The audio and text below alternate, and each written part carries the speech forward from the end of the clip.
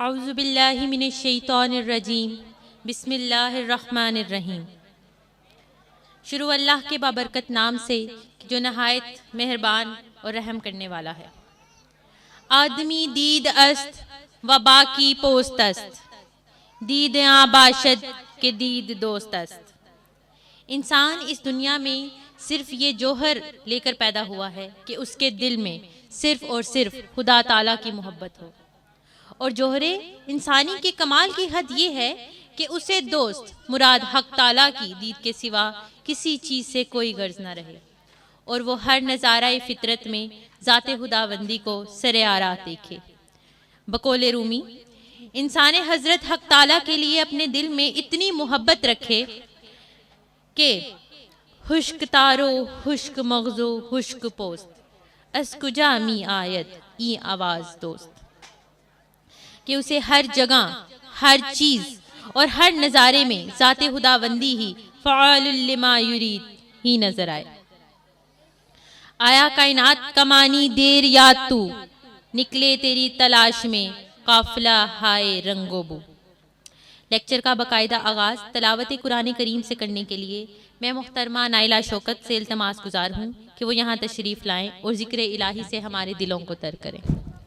اعوذ باللہ من الشیطان الرجیم،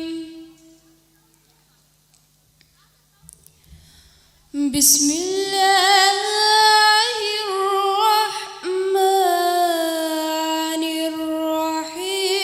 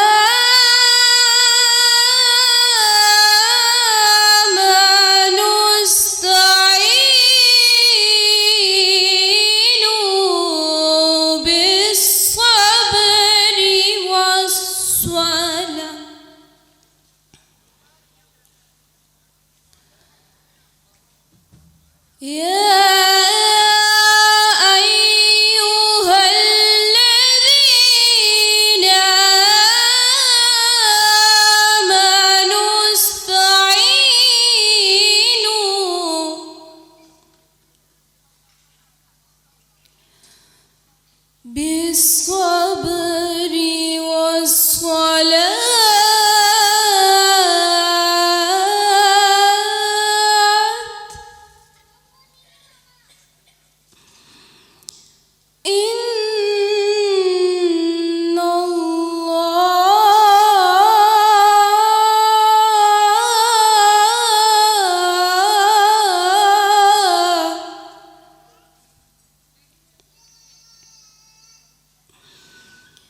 إن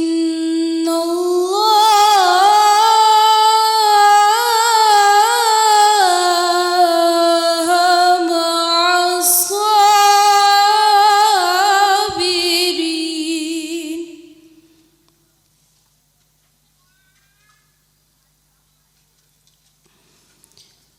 ولا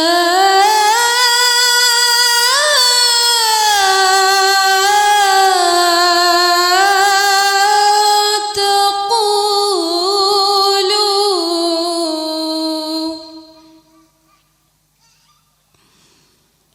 لمن يقتل في سبيل الله أموات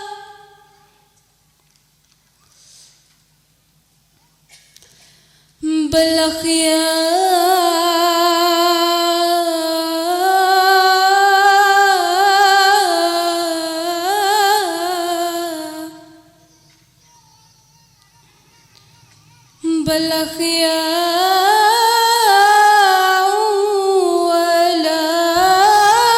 ولكن لا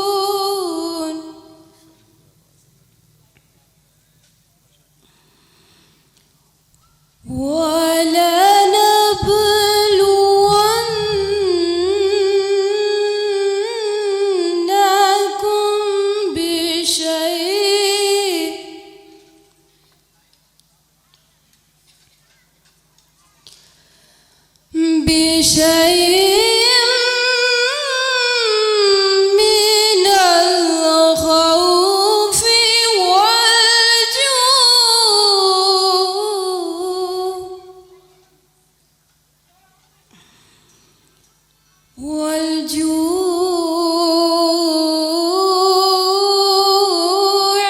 ونقص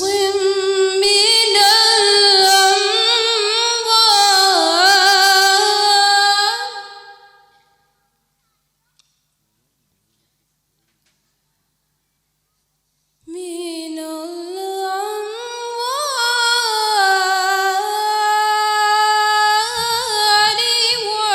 والأنفس والثمرات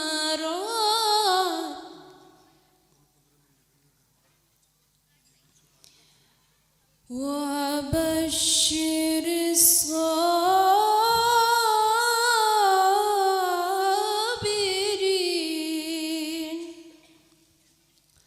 صدق اللہ العظیم.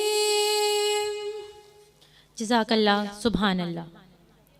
میں اس نبی کی امت سے ہوں کہ یقین مانے جب سیرت نبی کا تذکرہ کرتی ہوں تو مجھے طائف کی وادی میں پتھر کھا کر لہو لہان ہو جانے پر بھی ہدایت کی دعا دینے والا نظر آتا ہے. جب میں سیرت نبی کے موضوع پر بات کرتی ہوں تو مجھے مکہ مکرمہ میں عام معافی کا اعلان کرنے والا خیر البشر یاد آتا ہے. جب میں اس موضوع کی بات کرتی ہوں تو مجھے آمنہ کے لال تاجدار مدینہ سرور کائنات امتی امتی پکارتے نظر آتے ہیں. مسافر دھول کر کے چھوڑتا ہے، تو مجھ سے میرا رتبہ پوچھتا ہے. میرے ہونٹوں پہ نعت مصطفیٰ ہے، بدن میں کپ کپی ہے، آنکھ نم ہے. زمیں ساکن ہے، تن میں زلزلہ ہے، تو مجھ سے میرا رتبہ پوچھتا ہے. میں کیا ہوں یہ تجھے معلوم کیا ہے؟ میں ایک ادنا غلام مصطفیٰ ہوں. میری منزل ہی میرا راستہ ہے، میری ہر رگ میں ذکر مصطفیٰ ہے. جسے کہتے ہیں سب نام محمد، جسے کہتے ہیں سب نام محمد، وہ میری روح میں اترا ہوا ہے. وَرَفَعْنَا لَكَ ذِكْرَكَ.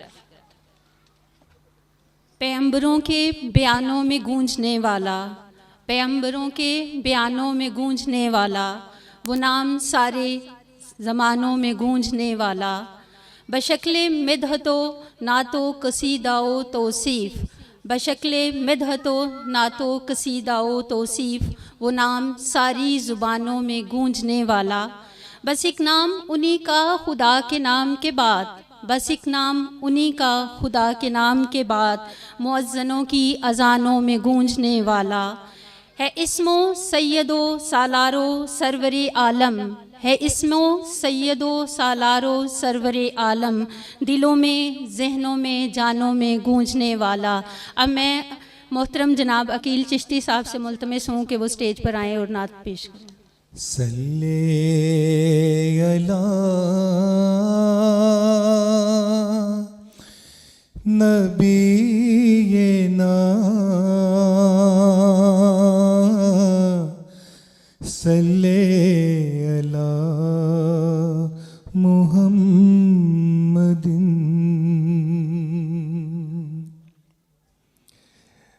نیک گمان زندگی کے ساتھ چلتا ہے، اور یہی نیک گمان اگر وقت آخر میں بھی ہو تو یہ توشہ آخرت بن جاتا ہے.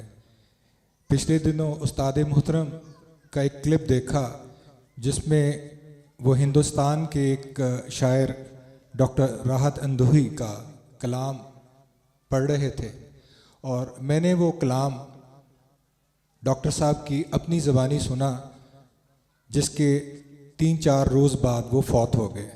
انہی کا کلام انہی کی طرز پہ پیش کرتا ہوں.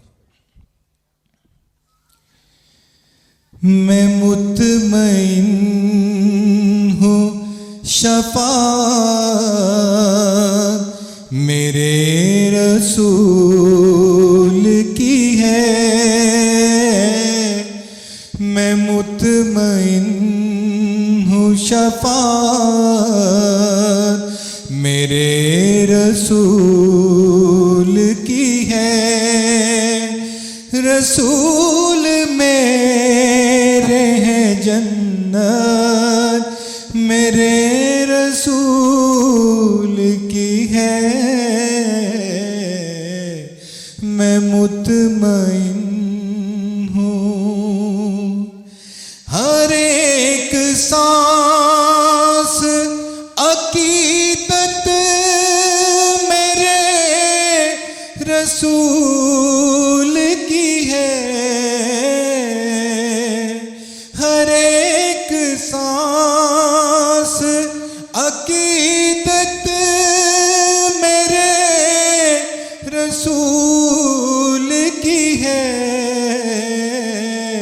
یہ زندگی تو امانت میرے رسول کی ہے، رسول میرے ہیں جنت میرے رسول کی ہے، میں مطمئن ہوں، میں جانتا ہوں عدالت جو فیصلہ دے گی،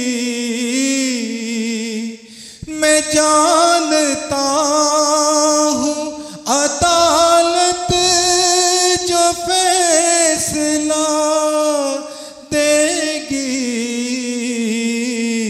میں جانتا ہوں وکالت میرے رسول کی ہے، رسول میرے ہیں جنت میرے رسول کی ہے،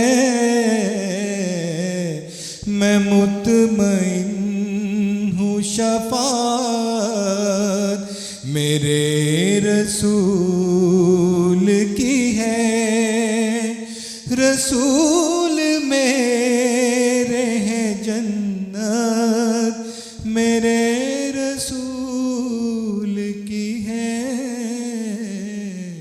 میں مطمئن ہوں۔ Bismillah. Assalamu alaikum. A very good evening to everyone. A very warm welcome to you all. We all know, as Muslims, that the purpose for the event shows us gratitude and appreciation to Allah and our beloved Prophet, peace be upon him. This is also an opportunity to pay our tribute to the greatest man ever walked on this earth. Our beloved Prophet, peace be upon him, quoted, one who is not grateful to people is not grateful to Allah. I would like to call Miss Rashta, who will enlighten us with a few words on Professor Saab. السلام علیکم سر. سر کی تعریف الفاظ کی محتاج نہیں، میری صرف سر کے لیے ایک دعا ہے کہ اللہ رب العزت آپ کا سایہ ہم سب پر ہمیشہ سلامت رکھے، آپ کو امن دے، عافیت دے اور عمر دراز عطا فرمائے، اور آپ کو اپنے حضور وہ مقام عزت اور محبت عطا فرمائے جس کی سر نے کبھی خواہش کی ہو، اور ہم سب کو وہ لمحہ عرفان عطا کرے جو زندگی میں ایک بار سر کو نصیب ہوا، اور سر کے منہ سے بے ساختہ یہ الفاظ نکلے تھے، کتنے امڈے ہوئے دریاؤں کی شورش کا امی، کتنے امڈے ہوئے دریاؤں کی شورش کا امی، کتنا خاموش ہوں پرہول سمندر کی طرح، ہائے وہ لمحہ عرفان غم حسن ازل، ہائے وہ لمحہ عرفان غم حسن ازل، ڈوبتا جائے ہے دل میرا پانی میں پتھر کی طرح. سر. اعوذ باللہ السمیع العلیم من الشیطان الرجیم، بسم اللہ الرحمن الرحیم، رب ادخلنی مدخل صدق واخرجنی مخرج صدق واجعل لی من لدنک سلطانا نصیرا. سبحان ربک رب العزت عما یصفون وسلام علی المرسلین والحمد للہ رب العالمین. خادم حضرات، آپ کی آمد کا بہت شکریہ. بہت پہلے خواتین گلا کرتی تھیں کہ کہ مردوں کا اتنا ٹائم، اتنا وقت، اور ہمارے لیے کچھ بھی نہیں ہوتا. آج مجھے اس اظہار سے کل بھی خوشی نصیب ہوتی ہے کہ کل آپ کا ہجوم ہم سے بڑھ جائے گا. مجھے امید ہے کہ ایک اچھے فنکشن کے لیے اصل میں اچھا کھانا بڑا ضروری ہوتا ہے.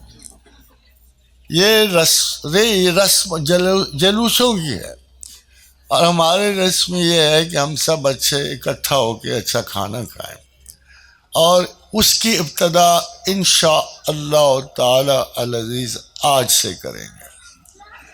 اور اس کے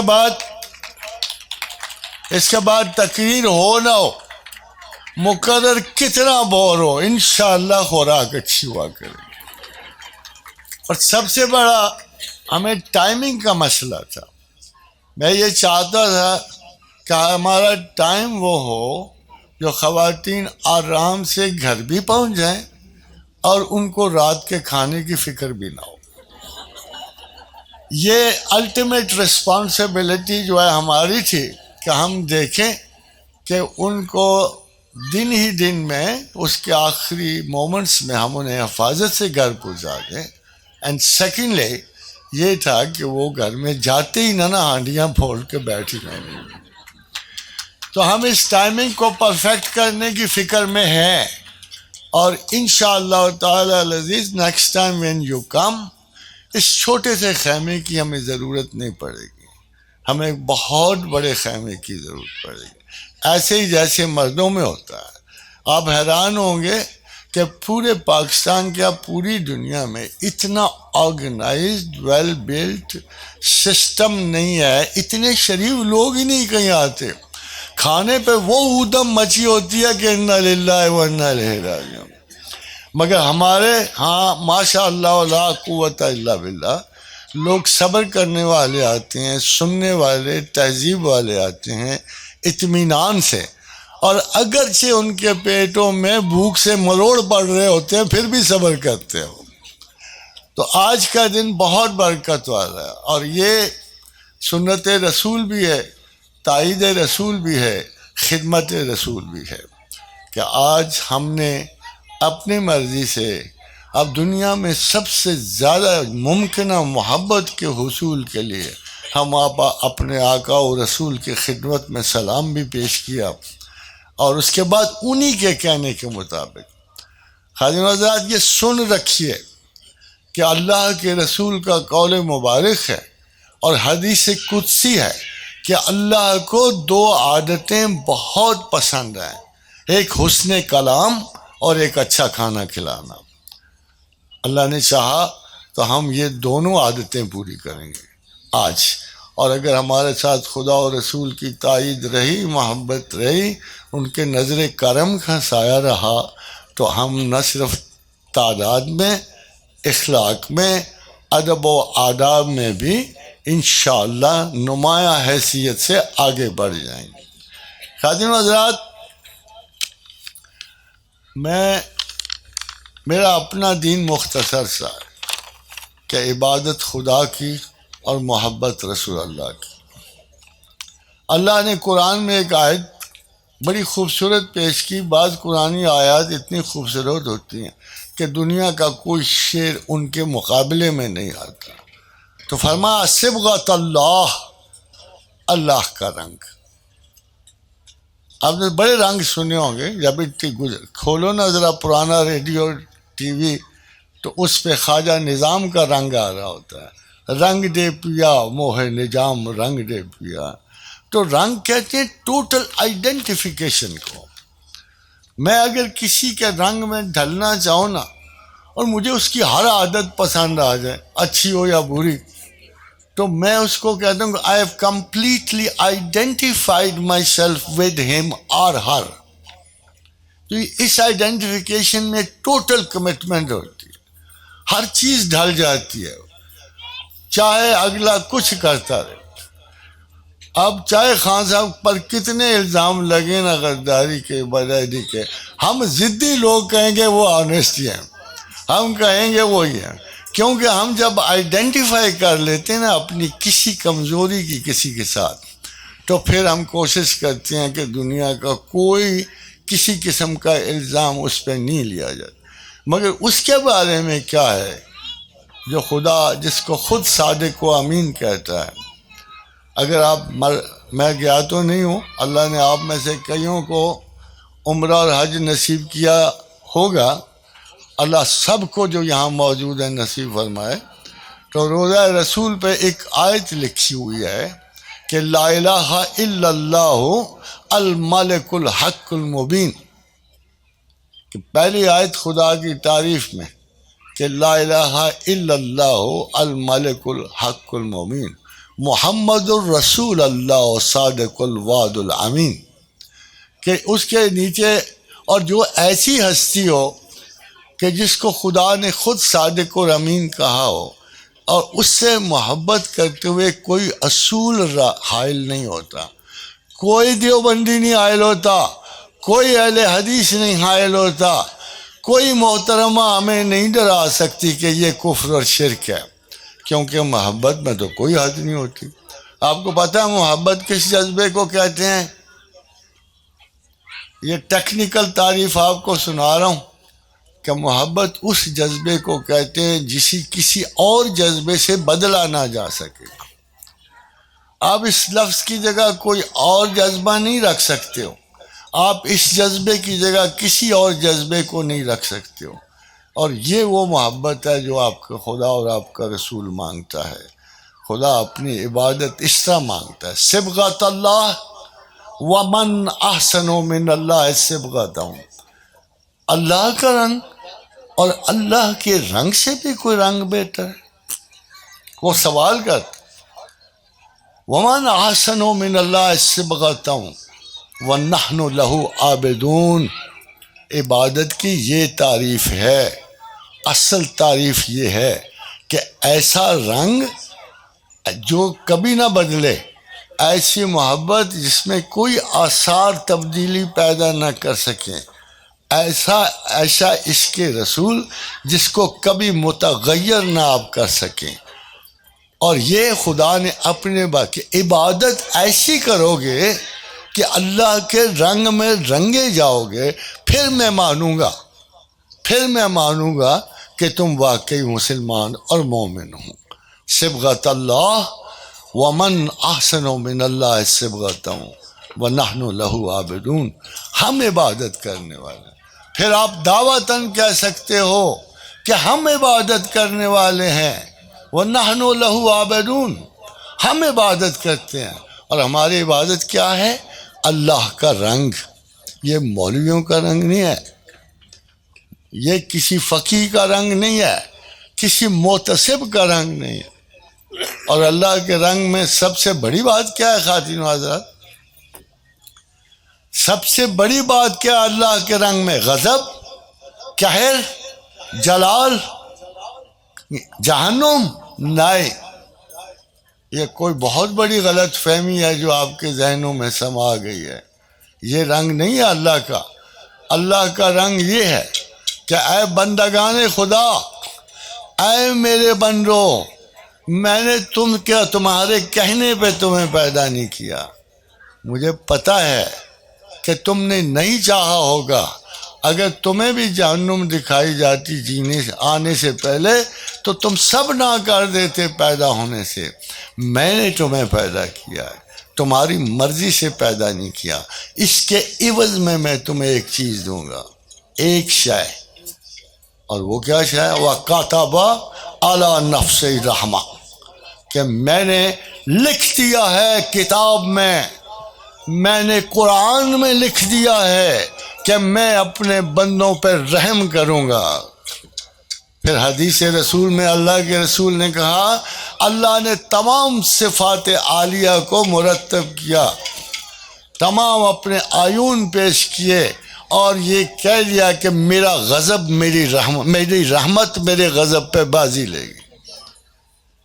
سیاں بھائی کو توال اب ڈر کاہے کا؟ اگر اتنا مہربان ہو تو آپ کو کس چیز کا ڈر محسوس ہوتا ہے؟ تو کیوں نہیں آپ خدا سے محبت کرتے؟ ابھی خاتون نے میرے 2 شعر سنائے، بڑے پرانے تھے جب میں شاعر تھا. اور آغاز ہو رہا تھا، خدا سے تازہ آشنائی ہو رہی تھی، تب میں نے شعر لکھے تھے، اور یہ 2 شعر اس وقت کے. تو اس کا آخری شعر تھا کہ ہائے وہ لمحہ عرفان غم حسن ازل. جب آپ اس کی شناسائی ہوگی نا، جب تھوڑی سی اس سے محبت واقع ہوگی، تو آپ میری طرح یہی شعر کہنے کے قابل ہو جائیں گے کہ ہائے وہ لمحہ عرفان غم حسن ازل، ڈوبتا جائے تھا دل پانی میں پتھر کی طرح. ایسے اس میں بندہ ڈوبتا ہے جس طرح پانی میں بڑا پتھر ڈوب رہا ہو، اور اس میں ڈوب کے رہ جاتا. یہ ہر مسلمان کی کیفیت ہے. یہ نہیں ہے مجھے نصیب ہوا اور آپ کو نہیں ہوگا، یہ کبھی نہیں ہو سکتا. مگر اس کی ایک شرط ہے، ایک شرط کہ اللہ عباد اللہ المخلصین. تھوڑا ایک ذرہ برابر اخلاص پیدا کر دو. میرے آقا و رسول نے فرمایا، جو عورت، جو مرد، جو شخص خدا کی محبت میں صرف اتنا رویا کہ ایک ہلکا سا آنسو ڈھلک کر اس کے عارض پہ آ گیا، ایک چھوٹا سا، آپ نے مثال دی مکھی برابر، جس کا سر مکھی کے برابر ہو، اتنا چھوٹا سا آنسو اگر ڈھلک کے اس کے رخساروں پہ آ گیا، خدا نے ہمیشہ کے لیے نار دوزخ اس پہ حرام کر دی. ہمیشہ کے لیے خدا نے اس آنسو کے عوض نار دوزخ اس بندے پر حرام کر دی.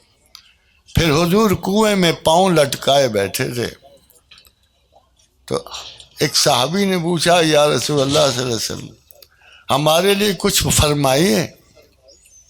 کہا جس نے دل سے ایک مرتبہ بھی لا الہ، یہ دیکھو لفظ دل آ رہا ہے، سوچ آ رہی، فہم آ رہا ہے، کمٹمنٹ آ رہی ہے، بھاگتے نہیں، رسمن نہیں.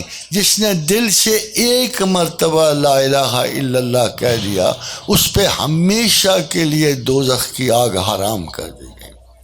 سودا مہنگا ہے، کیا آپ کا خیال ہے؟ ایک آنسو مکھی کے سر کے برابر، ایک دفعہ خلوص سے زبان سے اللہ کو اللہ کہہ دینا، یہ بہت بڑا سودا ہے آپ کے لیے. مگر اخلاص کے گواہ صرف آپ ہیں یا خدا ہے؟ آپ کی نیات کا گواہ شرع اپنی کارکردگی پہ ہے، شرع مسائل پہ حکمران ہے، شرع آپ کی حرکات پہ ہے، مگر نیات پہ صرف اور صرف اللہ ہی کی پہچان. خادم حضرات، آج کے دن میں نے نہیں چاہا کہ آپ کو کوئی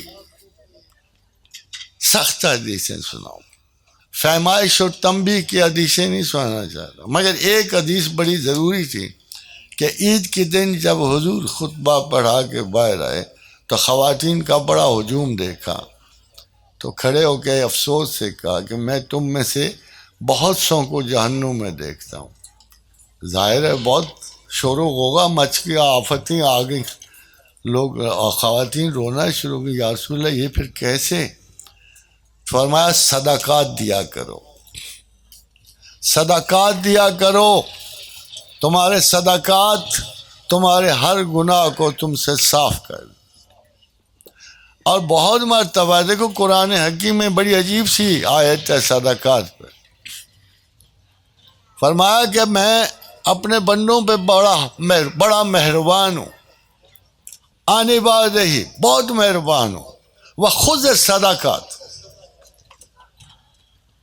کہ هو الذی تقبل التوبۃ وخذ الصدق آنے بعد ہی وخذ الصدقات، کہ میں اپنے بندوں میں اتنا مہربان ہوں کہ فوراً توبہ قبول کر لیتا ہوں. مگر کیسے؟ وخذ الصدقات، میں صدقوں کو نیچے نہیں گرنے دیتا.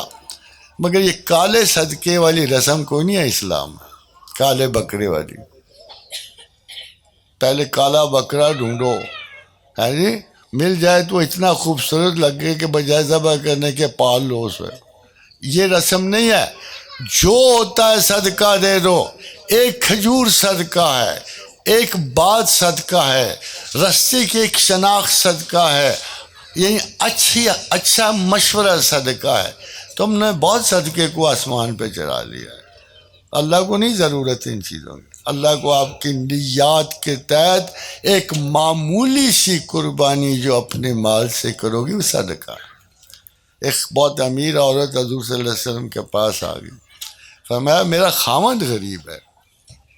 بہت سے مسائل ایسے آتے ہیں، اگر میں اپنے مال میں سے کچھ اس کو دے دوں تو یہ صدقات میں، انہیں فرمایا سب سے بہتر صدقہ ہوگا. اب بتاؤ دیں گے مال کو؟ عورتیں دیتی ہیں، خواتین تو اپنی تنخواہ علیحدہ، خاوندوں کی علیحدہ گنتی ہیں. اب ان صدقات کا کیا بنے گا؟ کوئی عورت اگر نسباً کسی نہ کسی، تو بڑی مشہور خواتین ہیں، بڑی رچ ہوتی ہیں، تو جب وہ اپنے خاوندوں کو دینے لگیں گے تو کیا کہ تو میرا خاوند ہے، میں تو اس کا صدقہ دے ہی نہیں سکتی. اصل میں صدقے کی وہ تعریف نہیں ہے. صدقے کا مطلب ہر اچھا عمل ہے، اور ہر اچھے عمل میں یہ عمل اگر کوئی مالدار بیوی اپنے خاوند پہ خرچے گی تو یہ سب سے بڑا اور اچھا عمل گنا جائے گا. خادم حضرات، لڑکیوں پہ بھی کوئی نہ کوئی کلام و فرمان آیا ہے، مگر زیادہ تر رشتوں پہ آیا ہے. یہ بڑے قیمتی تھے. اب میں آپ کو بڑی خوبصورت سی کچھ احادیث کا حوالہ دیتا ہوں کہ ام المومنین عائشہ صدیقہ فرماتی ہیں کہ میں اور رسول اللہ اور کچھ ہمارے ساتھ لوگ صحرا میں سفر کر رہے تھے، تو رسول اکرم نے فرمایا کہ ایسے کرو، قافلے والوں کو تم آگے نکل جاؤ. پھر آگے نکل جائے. اس کے بعد کہا عائشہ دوڑ نہ لگا لیں صحرا میں تھوڑی سی، توجہ سے سنو ہے کہ تھوڑی سی دوڑ نہ لگ جائے. تو ام المومنین کہا ہاں جی تیار ہوں. تو ام المومنین کہتی ہیں اس وقت میں بڑی دبلی پتلی سی تھی، تو حضور سے اس وقت تھوڑے بھاری تھے. میں دوڑ کے حضور سے آگے نکل گئی. تو حضور ہمیں آج تم جیت گئے ہو، آج تم جیت گئے. بڑا عرصہ پھر ایک دفعہ ایسا ہی چانس ہو گیا، ایسے ہی. اور ام المومنین کہتی ہیں کہ اس عرصے میں ذرا مضبوط اور موٹی ہو گئی تھی. میں اتنی سمارٹ نہیں رہی تھی جب پہلے دنوں میں آئی تھی. تو رسول اکرم صلی اللہ علیہ وسلم نے فرمایا کہ آؤ دوڑ ہو جائے. پھر وہی ام المومنین نے کہا یا رسول اللہ میں اس عمر میں دوڑ لگاؤں گی؟ فرمایا ہاں تم لگاؤ گی، تم ہر صورت آج دوڑ لگاؤ گی.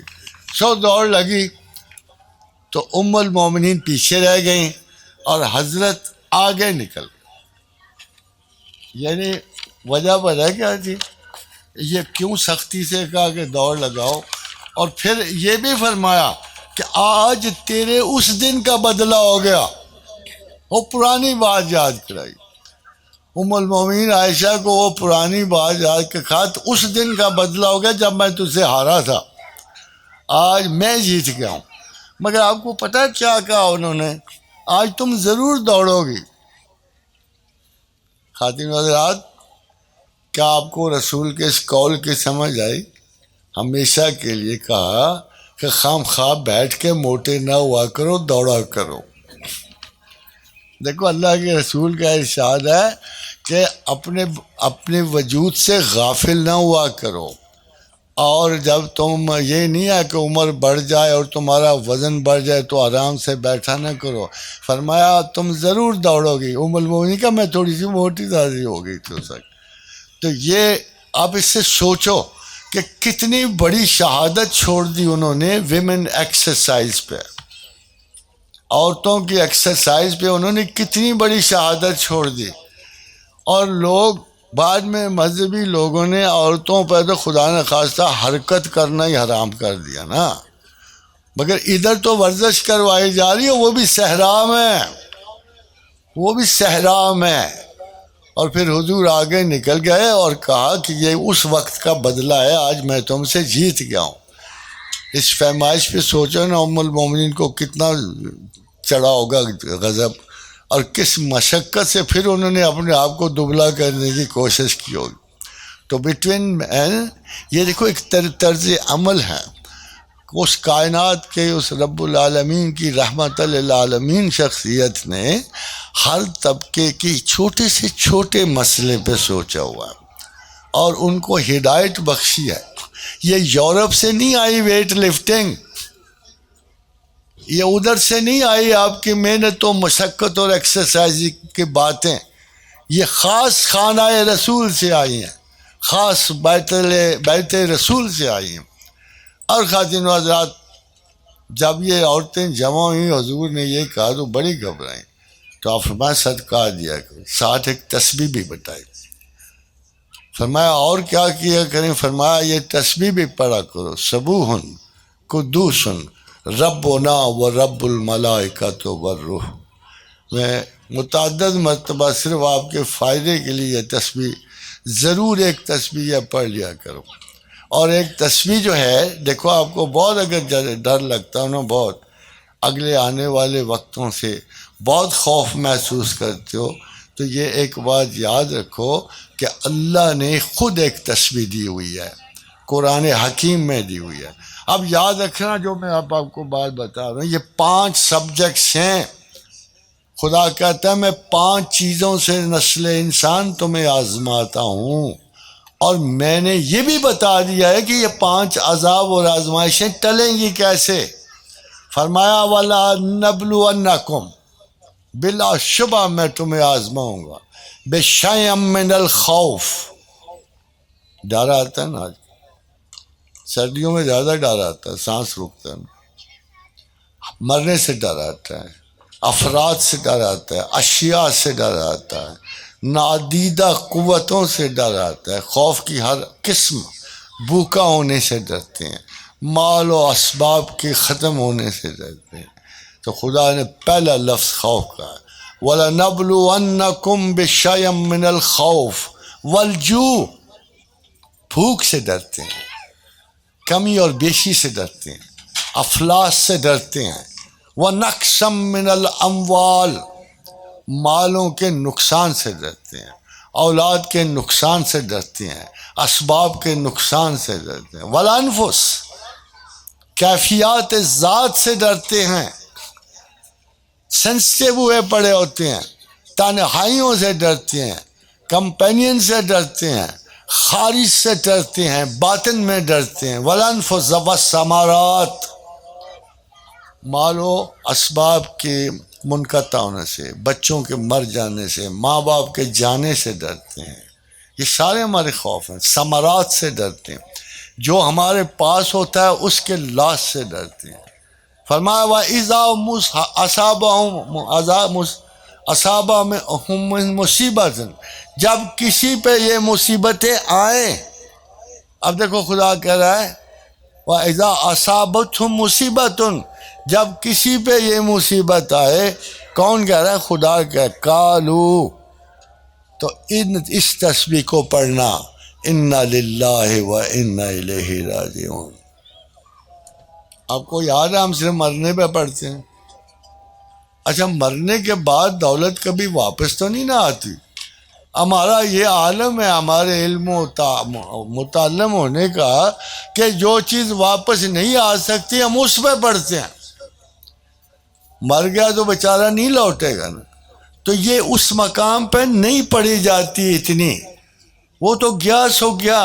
مگر یہ کلمہ ہر اس مصیبت پہ پڑھا جاتا ہے جس کو آپ فیس کر رہے ہوں، اِنَّا لِلَّهِ وَإِنَّا إِلَيْهِ رَاجِعُونَ.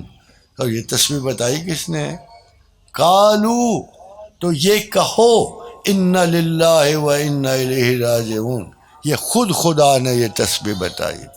کوئی پیر فقیر کی ضرورت نہیں، کھلے ڈلے پڑھو، جب بھی دل آئے اِنَّا لِلَّهِ، یہ ہوئی خدا کی تسبیح. اب آپ کو ایک اور تسبیح کا بتا رہا ہوں، یہ میرے آقا و رسول کی دی ہوئی تسبیح ہے. حضرت کعب سے ارشاد فرمایا کیا پڑھ رہے ہو؟ انہوں نے بہت ساری تسبیحیں گنائیں، یا رسول اللہ یہ پڑھ رہے ہیں، یہ پڑھ رہے ہیں، یہ پڑھ رہے ہیں، یہ پڑھ رہے ہیں. فرمایا درود پڑھا کرو. فرمایا یا رسول اللہ ایک آدھا پڑھا کر لوں سارے کلام.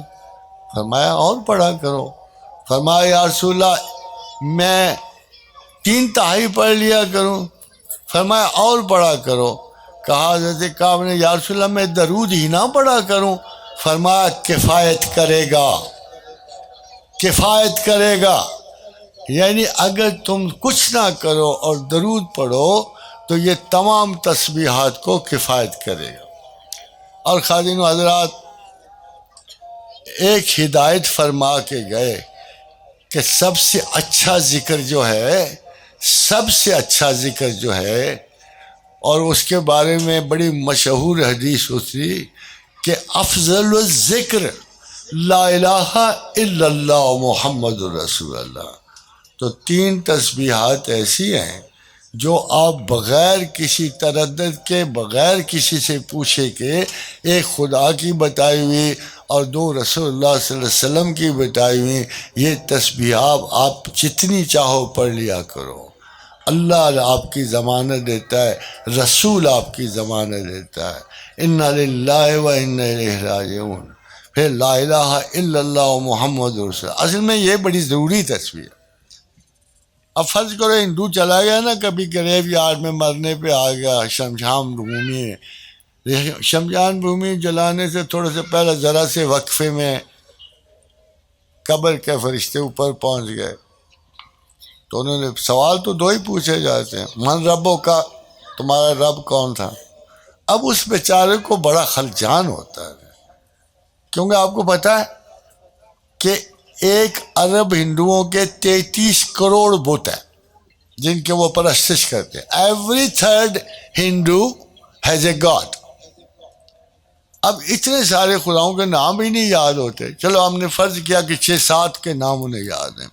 سرسوتی یاد ہے، درگا یاد ہے ان کو، اور ادھر سے دیکھو تو شیوا یاد ہے، وشنو یاد ہے، کالی یاد ہے. یہ پوچھے 5-6. اب فرض کرو اس کو خدا پوچھ بیٹھتا ہے من ربوں کا، تمہارا رب کون تھا؟ خود ہی بہت جواب دینے کو اس کو کون سا دیوتا اس وقت یاد آئے گا، اور کس دیوتا کا نام لے کے کہ میں تو اس کو پوچھتا رہا. اسی لیے جو شخص زندگی میں ایک تصویر ریگولرلی پڑھتا رہا ہو اس کو کبھی خلجان نہیں ہوئے گا. وہ تو آٹومیٹیکل جب وہ کہیں گے نا من ربوں کا تو کہ لا الہ الا اللہ محمد رسول اللہ. تو یہ آسانی بتائی ہمارے رسول نے وقت آخر آرام سے برج کراس کرنے.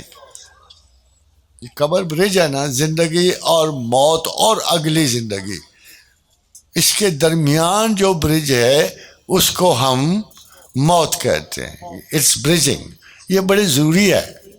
آپ کو پتہ ہے مرنا بہت ضروری ہے، کیونکہ مرنے کے بغیر آپ جنت تو بالکل ہی نہیں جا سکتے ہو، بالکل نہیں جا سکتے ہو جنت میں.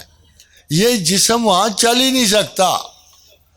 مصیبت یہ ہے کہ یہ باڈی لے کر اگر ہم جنتی بھی ہوں تو جنت میں مقام نہیں پا سکتے، ہم وہاں رکنے. اچھا، تو اس لیے اللہ کے رسول کا ارشاد ہے کہ یہ تسبیح پڑھا کرو لا الہ الا اللہ محمد رسول اللہ. اتنے آٹومیٹک ہو جاؤ گے کہ جو ہی قبر تک جاؤ گے فرشتے منہ سے نکالیں گے نہیں من ربوں کا، تو آپ کہو گے لا الہ الا اللہ محمد رسول اللہ. اللہ آپ کو برکت دے گا، مسلمان ہونے کا فائدہ ہوگا، محمد رسول اللہ کے متبعین ہونے کا فائدہ دے گا. دیکھو قرآن میں 16 مرتبہ آیا ہے حکم آتی اللہ و آتی الرسول، آتی اللہ و آتی الرسول، مگر 1 مرتبہ اللہ نے اپنا نام کھینچ لیا. پتہ ہے 17 مرتبہ کے ذکر میں 16 مرتبہ اپنے رسول کے ساتھ اکٹھا کہا، مگر 17ویں مرتبہ اس نام کو کھینچ لیا اور اس کی بجائے اتی اللہ نہیں کہا، بلکہ وہ کہا وَأَقَامَ الصَّلَاةَ وَآتَى الزَّكَاةَ، اور کہا وَأَطِيعُوا الرَّسُولَ. وہاں اللہ نے اپنا نام لے لیا. ان کو پتہ ہے کہ یہ مواحد ہیں، ان کو پتہ ہے، اور آپ کی ساری زندگی کی توحید کی بنیاد اللہ کے رسول پہ ہے. کون کہتے ہیں کہ آپ رسول اللہ کے معاملے میں یا محبت میں شرک کر سکتے ہو؟ کوئی بھی نہیں کہہ سکتا. محبت ہم سے ماپی نہیں جاتی، ہم نے شرک کیا کرنا. ہمارے پاس لفظ نہیں ہیں کہ اسٹیٹس آف دی پروفٹ کو بیان کریں. ہماری تو مثالیں چھوڑ دو، ہم تو ماننے والے ہیں. ان کافروں کو مثال دو کہ جب وہ بندوں کو کمپیئر کرتا ہوا تھامس کارلائل آیا نا، تو اس نے کتاب لکھی ہیروز اینڈ ہیروز ورشپ. تو اس کا اپنا پروفٹ موجود نہیں تھے؟ کیا بدا موجود نہیں تھے؟ کیا باقی انبیاء موجود نہیں تھے؟ مگر اس کی سینس آف جسٹس نے کہا کہ جسٹفل اپروچ یہ ہے کہ Muhammad is the hero of the heroes and heroes amongst the prophets. Muhammad کے علاوہ کوئی پروفٹ جو ہے اس درجہ تکمیل تک نہیں انسان کو پہنچا سکا جتنا آپ کے پروفٹ نے پہنچایا. پھر ایک اور کتاب آ، اس کتاب کا 100 گریٹ مین، اور سارے لوگوں کی بزرگی کو کمپیئر کرتا چلا آیا. مگر جب آخر میں پہنچتا ہے تو کہا ہے کہ اگر کوئی بڑوں سے سب سے بڑا، بزرگوں میں سب سے بزرگ، عزت والوں میں سب سے بڑی عزت والا، دانش و عقل میں سب سے محترم، سب دانشوروں سے محترم ترین محترم ہے، تو وہ محمد الرسول اللہ. ہم نے کیا تعریف کرنی؟ کافر تعریف کر رہا ہے، مشرک تعریف کر رہا ہے، ظالم تعریف کر رہا ہے، مظلوم تعریف کر رہا ہے. اسی لیے دیکھو خدا نے کہا، جب خدا نے نام لیا تو اسمہ احمد کہا کہ یہ واحد انسان تھا، نسل انسان نے، بنی آدم نے، جس نے ایسی تعریف اللہ کی کہ اللہ ان سے راضی ہوا.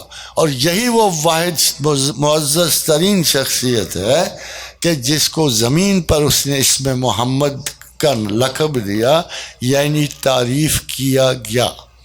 خادم حضرات، نہ یہ وہ موضوع ہے اور نہ یہ وہ مجلس ہے جس کو مختصر انداز میں پیش کیا جائے.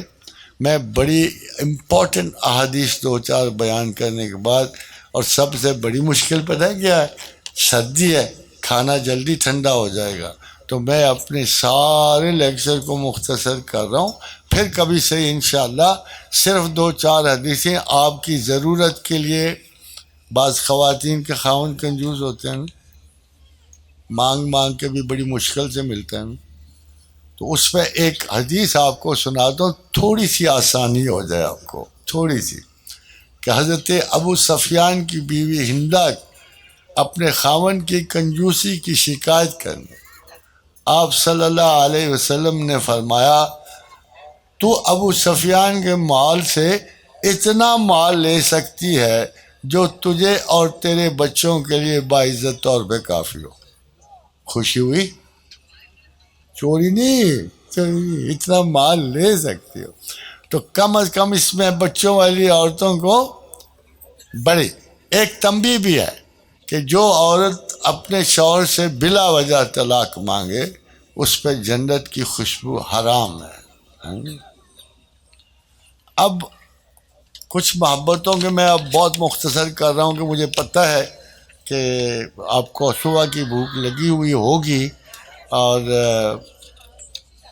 مگر ایک واقعہ ضرور سنیں. یہ حضرت ابو طلحہ اور ان کی بیوی کا واقعہ ہے کہ مہمان آیا، انہوں نے راتوں کو چراغ بجھا دیے اور مہمان اور منہ چلاتے رہے.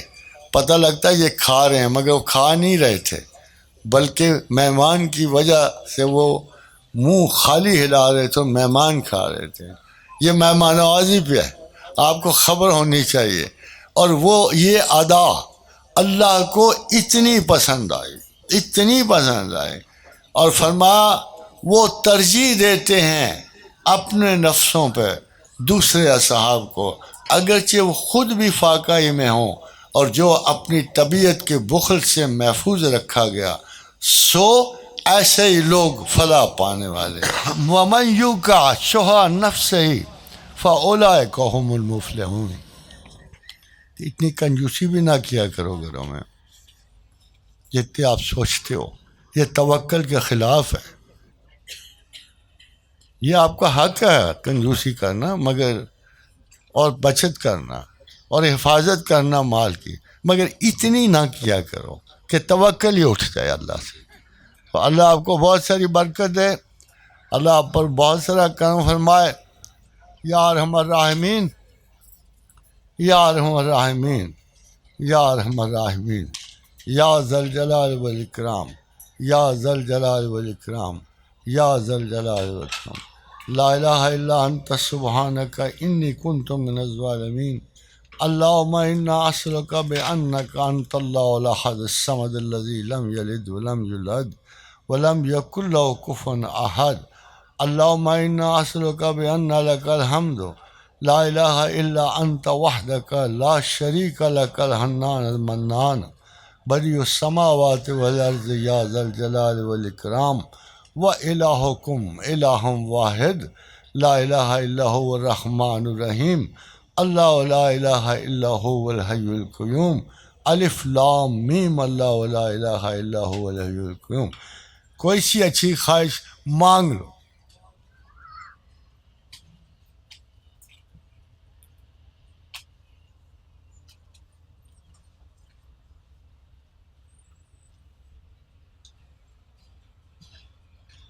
اللہم اجعلنی صبورا واجعلنی شکورا واجعلنی فی عینی صغیرا وفی اعین الناس کبیرا. اللہم اعنا علی ذکرک وشکرک وحسن عبادتک. اللہم انا اسألک من فضلک ورحمتک فإنہ لا یملکها الا انت.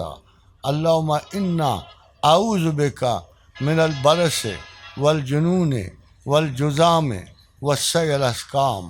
اللہم رب النبی محمد اغفر لی ذنبی واذهب غیظ قلبی واجرنی من مضلات الفتن ما احییتنا. اللہم مالک الملک تؤتی الملک من تشاء وتنزع الملک ممن تشاء وتعز من تشاء وتذل من تشاء بیدک الخیر انک علی کل شیء قدیر. تولج اللیل فی النہار وتولج النہار فی اللیل تخرج الحی من المیت وتخرج المیت من الحی وترزق من تشاء بغیر حساب. اللہ تعالیٰ سب پہ کرم فرمائے. بچ ربنا وہب لنا من ازواجنا وذریتنا قرۃ اعین واجعلنا للمتقین اماما. اللہم اجعلنی صبورا, اللہم اجعلنی فی عین صغیرا. اللہ تعالیٰ کرم فرمائے, سب کو تبرکات عالیہ عطا فرمائے, سب کو اپنا ویژن عطا فرمائے, سب کو اپنی قربت کا احساس عطا فرمائے. نظر نہ آئے مگر نظر میں سمائے. اللہ تعالیٰ آپ سب کو خیر و برکت سے نوازے اور پھر آپ جمع ہوں بہت ساری تعداد میں اور بہت ساری صدقات دے کے آئیں, اور اپنے بڑوں اور چھوٹوں کو سب کو اللہ تعالیٰ آپ کے گئے ہوئے بزرگوں کو, آنے والے بچوں کو اور موجودہ پیدا ہونے والے بچوں کو اللہ آفات سے محفوظ رکھے اور برکات سے ان کی شناسائی فرمائے. اللہم صلی علی محمد وعلی آل محمد کما صلیت علی ابراہیم وعلی آل ابراہیم انک حمید مجید. اللہم بارک علی محمد وعلی آل محمد کما بارکت علی ابراہیم وعلی آل ابراہیم انک حمید مجید. اللہم صلی علیہ کما ذکرک الذاکرون. اللہم صلی علیہ کلما غفل عن ذکرہ الغافلون وسلموا تسلیما کثیرا. اللہم آمین آمین آمین. Thank you very much. Thank you. Thank you very much, sir. May I take this opportunity to say a big thank you, especially for the people who have organized the event, to Ustad Ahmed, to Junaid, to Dastir Ji Saab, and for organizing this event. A very big thank you to the Almar team who have organized setting up everything that you see here today. And especially a big thank you to Professor Saab's family who helped set up the event and everything that you see A today. big hand for the announcer. We are all very grateful to you, sir, our respected teacher, Professor Saab, for giving us the time for this lecture It is your commitment and his family's dedication to the message of Allah and his Prophet, peace be upon him, that has brought us together. Thank you to Aisha, Samira, and Jennifer for giving the women a platform to have this lecture. Could I all ask you to put your hands together, especially for Aisha and Samira? Could you please come up? Samira, Aisha.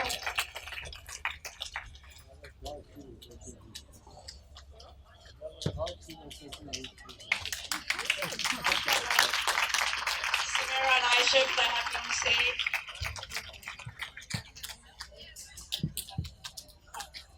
Also, Alina, could you please join us on stage? Everyone has worked very, very hard, and especially a big thank you to all of you giving us time and for turning up today.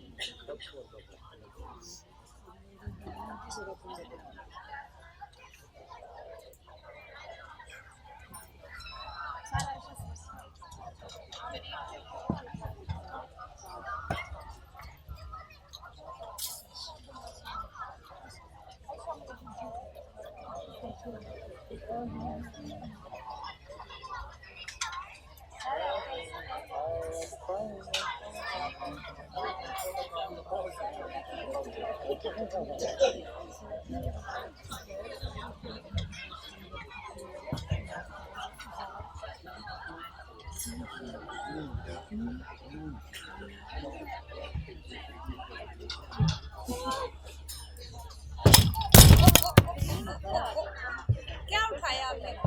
कुछ नहीं, ऐसे ही गिरा। हाँ, खुद ही गिरा।